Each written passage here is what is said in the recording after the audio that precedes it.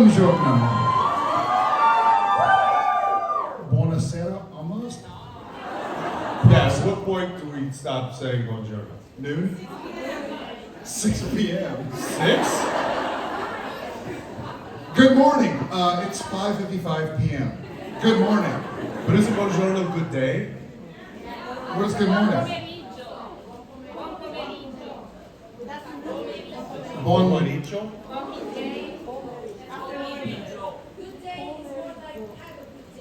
Have a good day. I like to just say, have a day. Hey, day to you. You see I have a kangaroo pouch? I see, yes. My friend Jared has become a marsupial. Yeah. And I don't even know what that is. I don't know myself. How you doing, man? Marsupiola. I'm doing all right. Marsupiola! This sounds like some sort of soup. It is. It's marsupiola. It's Sicilian. Hey, y'all. How many of you were here in March? How many were here in February when the con happened? Oh no, I just meant in Rome. He means how many people are local to Rome? Yeah. Hey, who was here in January? It was the last weekend of February. You weren't here on your birthday, March 1st, in case you forgot. Happy late birthday, Jensen. What was that? What was the... I know what it was. But what was that number that you just celebrated? Sorry, my zipper.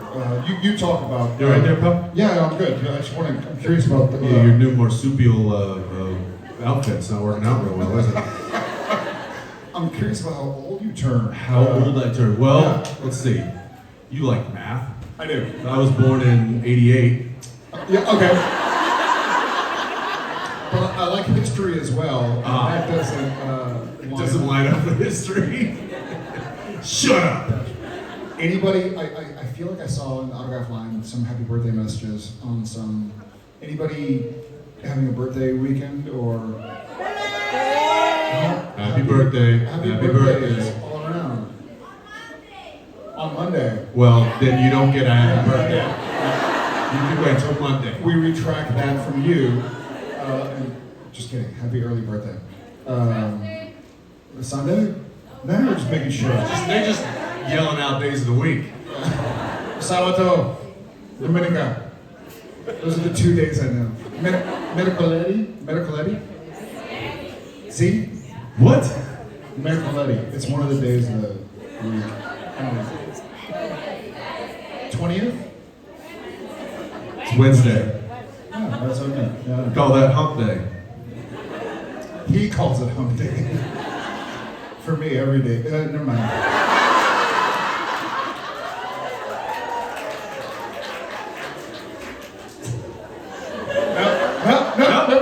Nope. Hi there. Let's before we get ourselves in trouble, let's go to the too late. Let's go to the crowd and see what's going on. Red is the color of the day, so let's start over here. Hi there. Buongiorno, I guess. Looks like you've got like lipstick on. Guten Tag.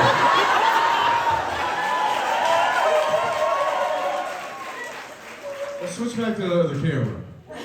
Guten giorno. Guten giorno. You're like Rudolph, and I've got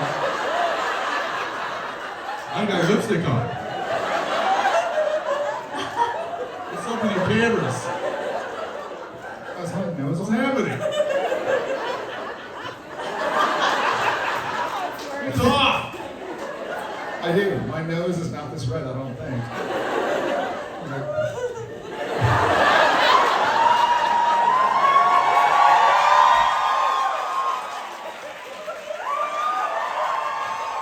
What is that?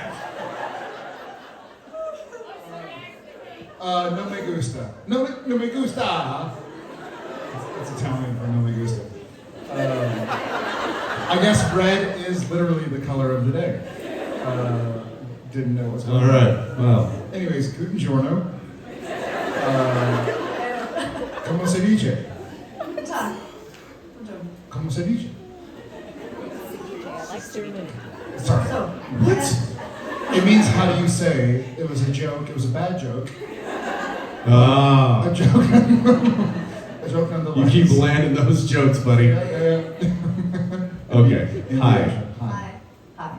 So, Jensen, I think you once said that that you don't like to be tied up on set,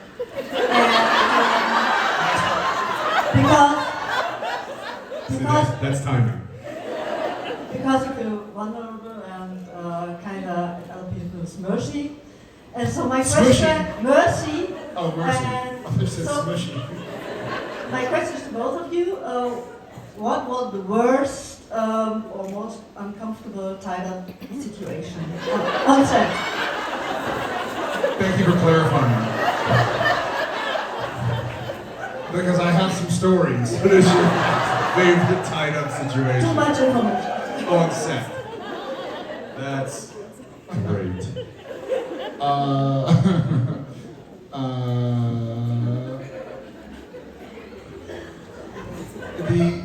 To be honest, in my opinion, the most uncomfortable situations being tied up on set were not when we were actually tied up, but it was when we had to pretend for many seasons. It was like the demon does this, and you have to pretend to. And so I think at first we were just trying to kind of like act like how it would feel to be supernaturally pressed against a wall, and invariably, you film. So for an episode of television, you film it, say, in October, and it airs in January. And so you film another one in November and December, and you're tied up. And then in January, you watch what you did in October, and it's like, oh, the ghost pushed you against the wall. And when it airs, you look like this. 12 chins. So like, okay, well, I gotta change that because I want to vomit. But it was more when there were actual ropes around, it felt all right. It was easy to kind of like get into character and get into the timing of the scene and the sequence. But it was more the invisible. It's also exhausting too, because when you're doing it yourself and you're pressing yourself up against the wall and they yell action, you kind of hold your breath and tighten everything. You're like, and doing that over and over and over again for like minutes at a time, it's not fun. It's like this. It's like hyperventilating. It's like, yeah, you're hyperventilating, and then you're straining, and you're like, oh, I'm gonna pop a blood vessel. And that was not fun. I will say that aside from that, which happened quite often on Supernatural, I was kind of tied down or locked down on the boys a few times. That was not fun. The one where like the Russians have me in captivity and I'm tied down to like a table and they're trying to see what can hurt Soldier Boy. And so I've got like at Supernatural, we're pretty good friends with the props department. So Robin would tie us up very loosely to where they yelled cut, we would just, get out of our ties. Just like if we got ties around our ankles, we're tied to a chair, like when, Demon Dean kind of thing. They'd yell cut and I would just wiggle out and just, walk away. On the boys, I wasn't as friendly with them. And we didn't know each other that well. So they really locked me into this table. And there was, they were trying these different items to see how, so one of the items they put an AK-47 in my mouth. That, even though I knew it was a fake gun, that didn't feel good. And then to top that, which I don't know how you do, but you can, when you have a skill saw, and it was running, but it just to remove the blade, and it was like, and I was like, I don't like it, I don't like it, I don't like it. And I couldn't move. And so yeah, feel pretty vulnerable. Not nearly as vulnerable as coming out of the cage completely naked in front of an entire new crew and new cast. Welcome to the boys. Welcome to the boys. Thank you for your question. Yeah. My question is, before you were working as actors when you were younger, did you have part-time jobs for some extra pocket money or something? Part-time jobs for extra pocket money. I worked. My uncle ran a small moving company, and I would during the summers would go and do moving jobs in high school. I didn't like it, but it paid pretty good, and it gave me some pocket change, and that was about the only thing I did. I never actually, but I mean, it wasn't like I, was technically an employee. He was just like, yeah, I'll pay you, I'll pay you whatever it was. $15 an hour or something. Come and, help move this old lady's couch. So that was the only thing I really did. Yeah, I between my junior and senior year of high school, I worked at a ranch. I was a ranch hand at Holt Ranch in like Blanco, Bernie, in Central Texas, and we would fix barbed wire fences and cut down cedar forests. And we have these things in Texas called chiggers, and they're these really, really small flies. They're like mites. Almost. Like mites, Yeah. and they fly around, especially in cedar. And so they get into your skin and they itch. And when you scratch them, that gives them oxygen, so it keeps them alive. And so my parents would drop me off on Sunday night. I'd work Monday to Friday, get home Friday, they'd pick me up. And then I would get into my underwear, and my mom would get red nail polish, and I would stand in my underwear in front of her, and she would paint nail polish over where chigger bites were, because it would seal them in, which so would suffocate them. Yeah, and so all that basically does is makes the chigger stay inside of you and have your body get rid of it. But otherwise, if you scratch it, it keeps them alive, and it gets really bad. You get sores and stuff. Did you get extra money for that? Nope. That's Nope. okay. I think I got $5.35 an hour. So that was me. Ranch work is tough work too. Ranch work. Yeah. That's not easy stuff, especially like in Texas sun. Oh yeah, you can imagine how much I sweat. Oh, Not good. that's not fun. Thank you so Thanks. much. Can I say that? Hi. Hi. So my question for you guys is, what do you think would happen if Blood Junkie Sam and Demon Dean met? They'd be like, "You're fucked up? Cool, I am too." They might go party. Blood Junkie Sam and Demon Dean. That's a good question. We've never had this question. Blood Junkie Sam and Demon Dean. My instinct is that they would kind of be like, all right, well, I'm a little off kilter. You're a little off kilter too. Let's go party. I got your back. It would be. It feels like it'd be the same thing of Dean kind of befriending Benny in Purgatory. I feel like they get along strangely. Yeah, they probably cause some problems for hunters. Other hunters, they would cause a lot of problems for them. They'd be having. I mean, when Demon Dean, when he was left to his own devices, he was causing issues. So I think if he had a partner in crime, like Blood Junkie Sam, then I think it would just multiply that. So yeah. But I think Demon Dean and Rebar Sam wouldn't get along. Too soon? No, thank you for your question. Thank you. Thanks.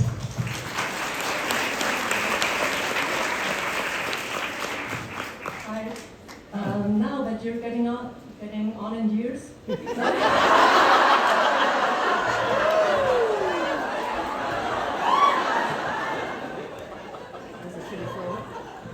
It's time for a drink.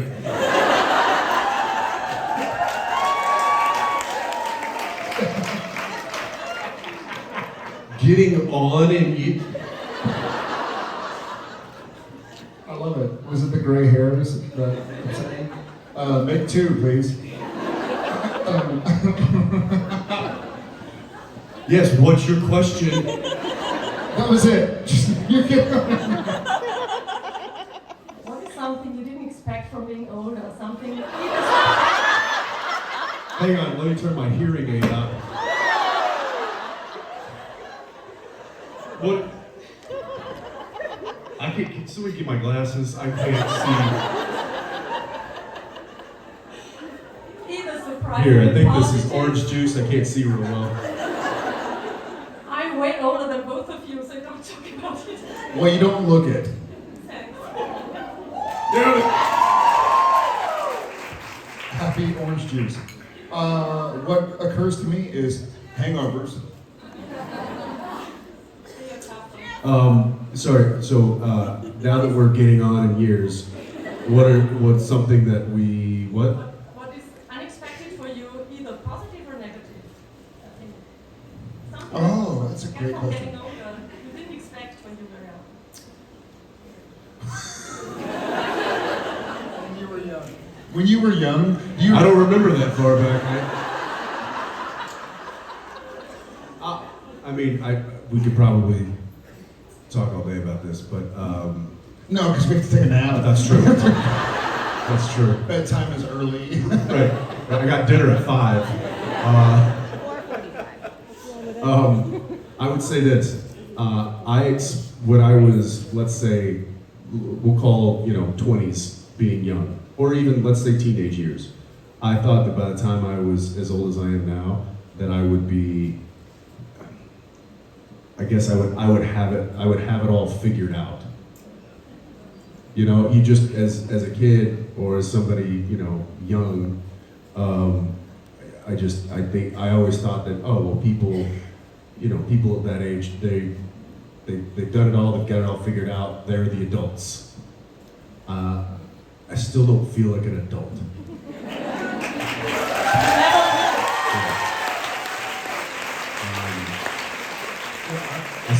I still feel like that 20-year-old. Yeah. Like he's still very much alive inside me. He's just, Yeah. he's just wearing an older suit. Yeah. Amen. Funny enough, I had a similar conversation, not that question, but I had a similar conversation with a buddy of mine he's 47. And we were talking about life. So old. You're not there yet. But we kind of landed on, like, life isn't one coming of age story. It's a series of coming of age stories. You become a teenager, you're 13 and you're like, well, I'm a teenager now, I'm big. And then you realize you're not. And then you're 16 in America, you can drive. And you're like, well, I can drive, I'm independent, and I can do my thing.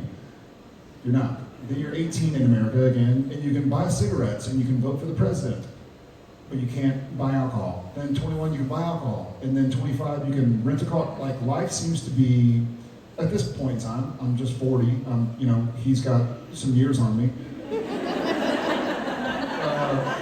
But I feel like life is a series of coming of ages.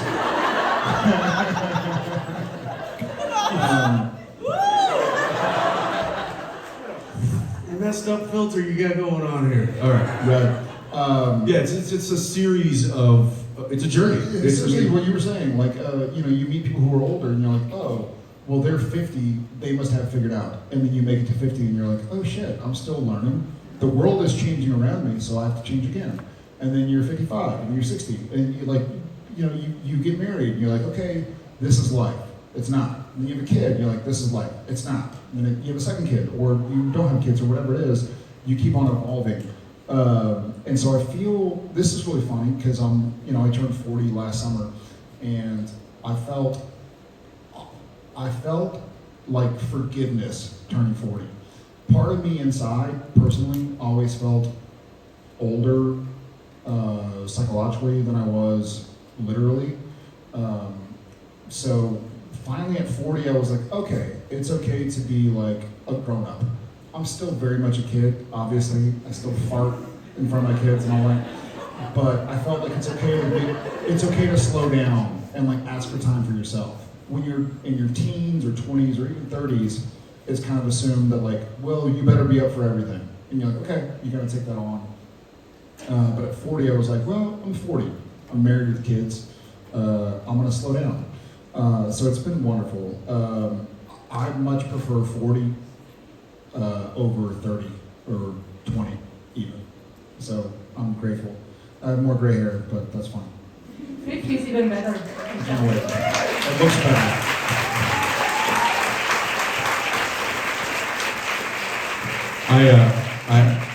I real quick, it reminded me of a story. I sat down the other day. I'm not kidding. I'm not making this up at all. I sat down the other day, and I think I was just tying my shoes. That's what it was. I sat down, put my shoes, tied my shoes, and I looked at my knees. Swear to you this happened. I said, I'm so proud of you guys.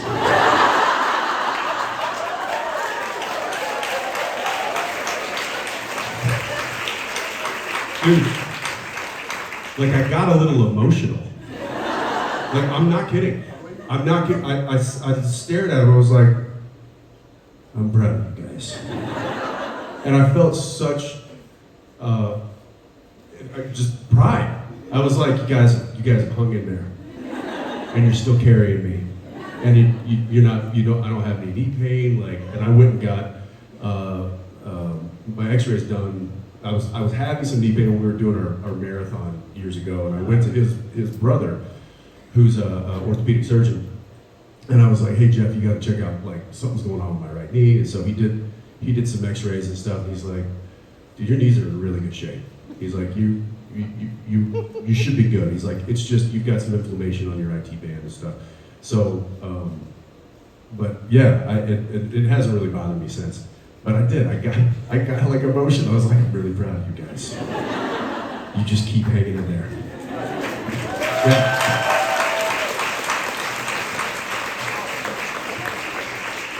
Thank you. Hi there. Hi. My question is, do you miss the pranks? I miss everything.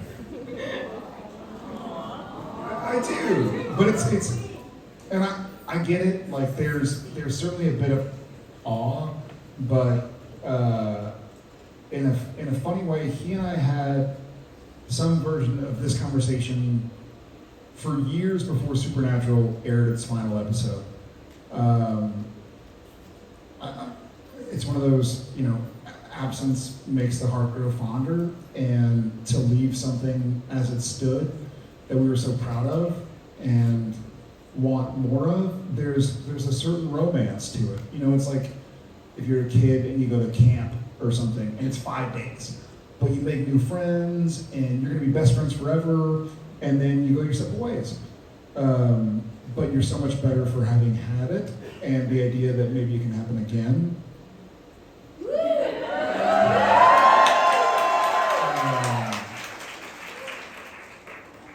Which I want to, anyways. You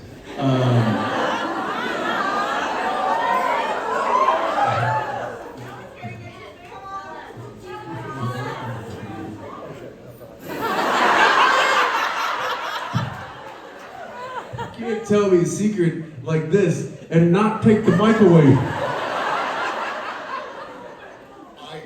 Tell me later. I miss it all. I will. I miss it all. But I don't miss. It's not painful for me. It's like a really, in a strange way, because I'm very nostalgic. I have shit that I should have thrown away years ago. He can vouch for it, whether it's clothing or call sheets. So I miss it, but in a very wonderful light. And hopefully we get to, I'll say I'll never be happy that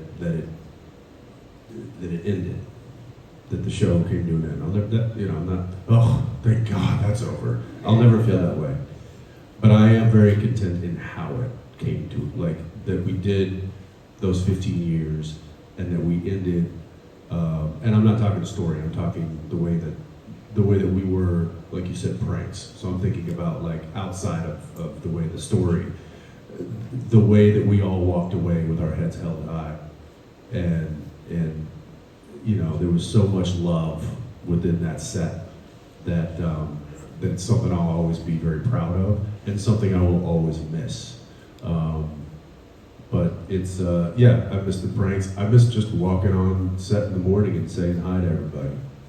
I miss getting breakfast at the Green Machine. I miss, you know, going into the hair and makeup trailer and saying hi to all the ladies, and I miss it all. There's so much. I mean, this is a long list of things that I miss doing that I did for many, many years. But it still makes me look back on it, and it makes me that much more proud of what we did and that time that we had together, because it will always make me smile. Thank you. Thank you.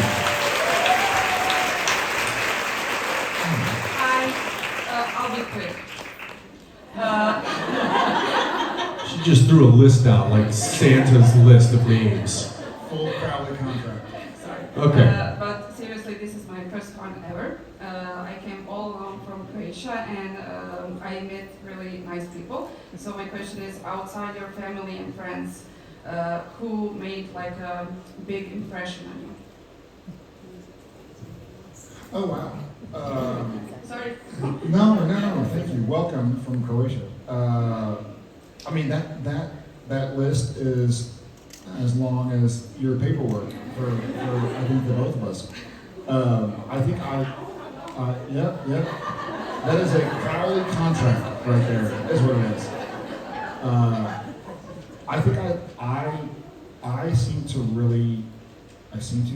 I feel like I really enjoy kind of accidental, I won't say friendships, accidental acquaintances. You know, where you come across somebody and you're at the Fiumicino airport going from Terminal A to Terminal C, and it's 25 minutes, and you end up sitting next to somebody, and hey, where are you from? Where are you going? Yeah, it's funny in the world that we live in, when a lot of stuff is going on that is like, hey, go be this guy, or go be that guy, or that girl, or whatever. Meeting people who live more normal lives, and then they hear you're an actor. Last night, Genevieve is here with me. She's in.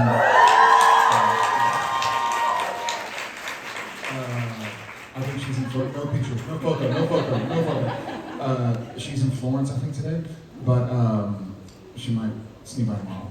Anyways, we sat down outside of a little like restaurant by our hotel, and this American couple sat down next to us, and it was really tight. Like they were. You know, I was sitting here, like our knees were touching each other, even though there was a 2-inch space between us. So we ended up hearing them speak, and someone dropped off the wrong food to them, and said, we started a conversation, and they were from St. Louis, on their honeymoon. They had no idea who we were. And it was cool. It was like, where y'all from? St. Louis. Oh, our sister-in-law, Jen's brother's wife, who just gave birth last week, is from St. Louis. Yes. Like healthy mama. But I love that kind of stuff. Like happy accents. Like, oh, you just went to this restaurant and you met this person and you just shot the shit. So I'm consistently and constantly kind of amazed and grateful for people I meet along the journey. You said other than family and friends? Yeah. I mean, as far as like work goes, there's a long list. Kim Manners, singer, like those are the people that we worked with on Supernatural. But then before that too, I got to work with a lot of really great people. When I first kind of started out, I did a show called Days of Our Lives, and on that show, there's a wide variety cast of characters of all ages. And I remember thinking, okay, well, I didn't go to school for this. So what I know is just instinctual. But what I don't know, I have 30 people here that might be able to teach me, might be able to fill in those gaps. And I was just a sponge for 3 years on that show, watching, seeing what worked, seeing what didn't work. Because you can be taught a lot by seeing people do things that other people don't react well to, and I'm like, okay, don't do that. Don't be an asshole. And so yeah, there was lots of influence on.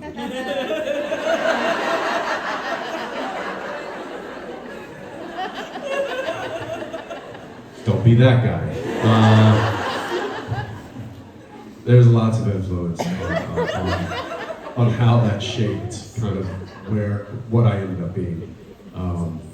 But yeah, to name, there's a long list of people, and I think if you are available to that, this kind of goes back to what we were talking earlier.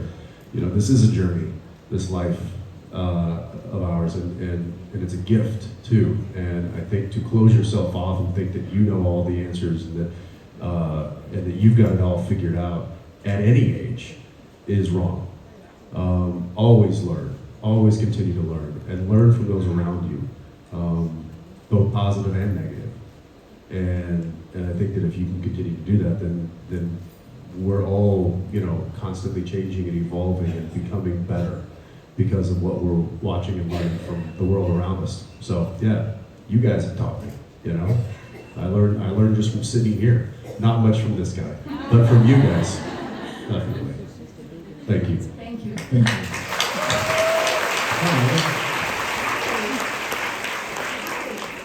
Can you hear me? Okay. And hi, my name is Sheer, and I'm super excited. It's my first time, huge fan. And I'm actually a professional mermaid. And yeah, so my question is... I just took a picture with a mermaid like a minute ago. I wonder who that might have been. Oh yeah, I don't know. You guys should meet. And my question is, would you ever consider swimming in a mermaid tail? I have. What? Do tell. Do please. tell. No. Pretty please? My daughter bought one that we thought it was a kid size, but it was an adult size. When we got it home, I was like, this is gigantic. Like you could fit your whole body in it. I was like, wait a minute, this is an adult size. And I don't know, I did what dads would do. I put it on, jumped in the pool. How was it? I was a merman. Merman. That's amazing. It was interesting. Pictures. What? Pictures. Pictures? No. No. No. I just read somewhere that the mermaid, there's an industry that is like multi-million-dollar industry of live Mer people? Mer people, right? Yeah, there's a new Netflix special about that. That's what it was. It was I read it. It was like some sort of documentary coming out that was chronicling this multi-million-dollar industry of mermaids, and like it showed this clip of this this one woman coming out and she was like all out of breath, and the person was like, okay, that hypothermia has creeped up on you. You were too into character, and she's like, yeah, I was, and I was like, well, I'm watching this. Yeah. So yeah, to answer your question, yes, that one time I did. Do I have a desire to do it again? Not so much. It did feel weird, not gonna lie, but I will say that I got across the pool really quickly. Were you locked into one fin? Yeah, it was basically just a giant fin, which they have those mono The fins. monofins, yeah. I even got the terminology down. Merman!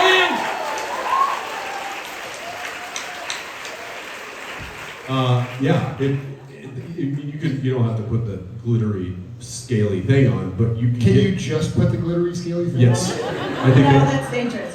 I think they call that a dress. And you can. Yeah, that's all I got. I would love to. You know, I'm so curious because Jen and I took the kids after their school year ended to Mexico, and where we stayed had a gift shop, and there was a mermaid thing, but it was, I think, legit kid size. Odette hasn't used it yet, but she really wanted the mermaid fin, and so we bought it for her, but it like induced panic in me. I was like, well, if you lock her feet in together, that takes a certain level of coordination. They literally, at like dive shops and stuff, instead of just like regular flippers, Yeah. they have a mono fin that you just slide your feet in. You don't have to do the whole thing. And it's I'll give it a crazy shot. how fast you can All go. right, I'll give it a shot. It feels weird because you're used to doing this, but to do like I feel like I'd be scared. Like I feel like I was drowning. scared, I don't know. come up for air. I can't. My feet are locked. You don't need your feet to breathe. It's like Houdini. It's like the Houdini chains. Jared's been down a long time. What? Oh, there's his toe. He's breathing fine. Because I'm tall, so my toe reaches out. I'll watch that documentary. That's amazing. Thank you. Thank you. Of course. Is that it? Are we getting cold? It's cool. All right. Apparently, we've got a merman fitting in the back, so we're gonna. And some photos. Are you gonna do some more photos in that thing? Of course. Oh yeah. Amazing. It's legit. All right, guys. Thank you all very much. We'll see you in a bit.